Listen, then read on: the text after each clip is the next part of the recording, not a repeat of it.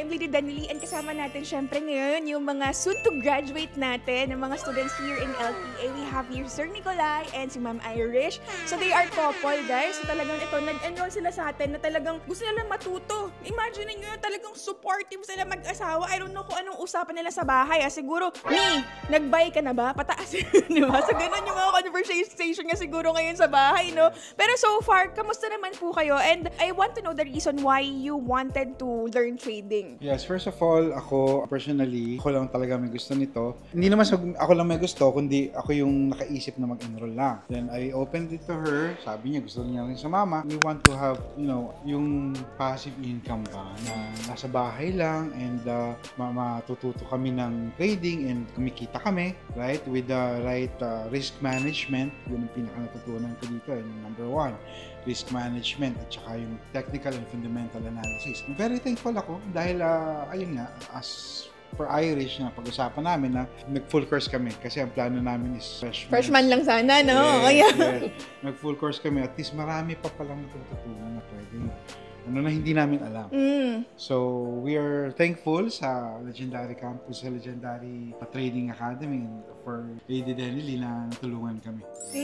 So, just so you know, guys, si Sir Nicolai is nag-enroll na to before, no? Yes. Talagang nag-aral na to ng trading, pero since medyo kulang pa rin, no? Talagang kailangan pa rin mas mag-aral, di ba? Given na there are business people na talagang meron silang mga negosyo, pero and yet, tuloy pa rin yung pag-aaral nila, di ba? So, ngayon, Sir, kamusta po? Ano pong mga natutunan natin so far sa isang buwan nating magkakasama dito?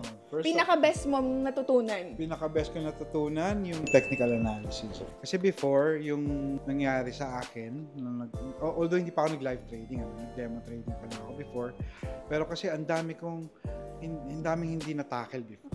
They were teaching their own platform, not MT5, not MT4. So, ngayon, very thankful ako. Natutunan ko rin yung pinaka-platform ng trading, which is yung MT5. Yung forex trading, right? Yung standard. Ayun, ang dami kong nalaman na yung mga indicators. Indicators, yan. Yes, yung mga... Na super helpful nga, no? Sa trading. Scholastic. Stochastic. Mga stochastic.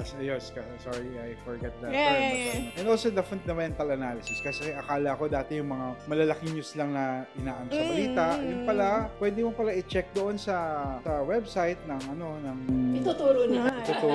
Yes. Sila magsasabi ng parang given na yun. Okay, ganito na mangyayari. Magbubay ka ba? Kung sisell ka ba?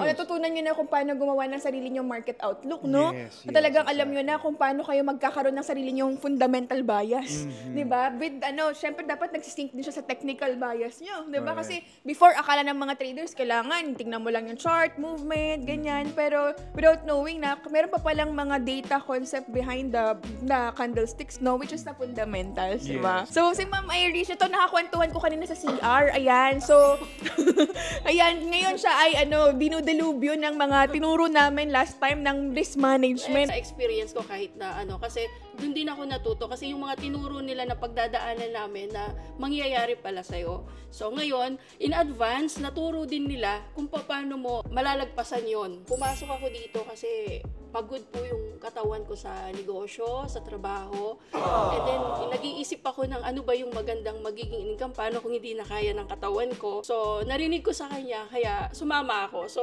iniisip ko ngayon in future, kung habang ngayon, kung malakas pa ako, kaya ko pang negosyo, kaya pa ng katawan ko, kung hindi ko man ito masisimulan ngayon, in future, may knowledge na ako dito.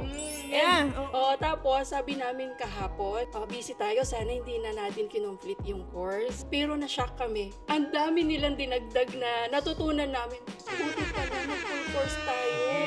Kasi yung alam mo na kung kikita ka na dito, mayroon pa palang mas kikita ka kung paano mo isi-save na sila na po yung sigurong magtuturo nun. Napaka-importante po nun. Kaya yung full course, hindi namin pinagsisisihan po yung full course na kinuha namin. Kasi nagulat sila, mayroon pa mga ibang strategy, yes, smart kahapon, money. Opo, nagulat kami kahapon, nagtinginan kami na win ka na, pero protect na yun pwede pa palang kumita yun. Lalo na pag mas spot mo kung nasan yung mga big traders, di ba? Yun yung Oo. inaral natin. Marami po. Itong mga last pa, mas marami pang pasabog Yes, sila, di ba? ma'am.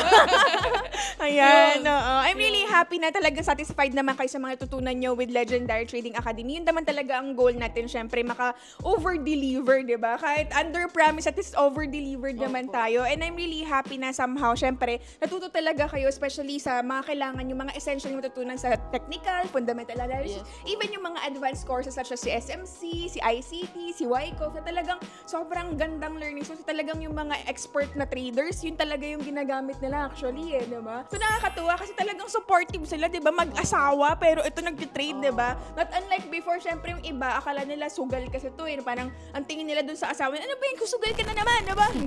Not unlike sa inyo, syempre, di ba, kayo supportive sa isa't isa, and eventually, along the way, syempre, I'm not saying na ngayon magiging sobrang profitable na kayo. It won't happen, di ba? So, eventually, kapag habang tinutuloy-tuloy nyo yung pag-aaral, talagang makakapag-supportahan kayo na, uy, may nabasa akong news about gold, aakyat daw. At least you know to position yourselves. And kapag may mga na-experience kayo na hindi maganda, di ba? So, kayo rin yung magsusuportahan sa isa't isa, di ba? So, I hope talaga na mas mag-grow pa kayo sa journey nyo sa trading. And thank you for trusting Legendary Trading Academy. Thank you so much. Thank you po.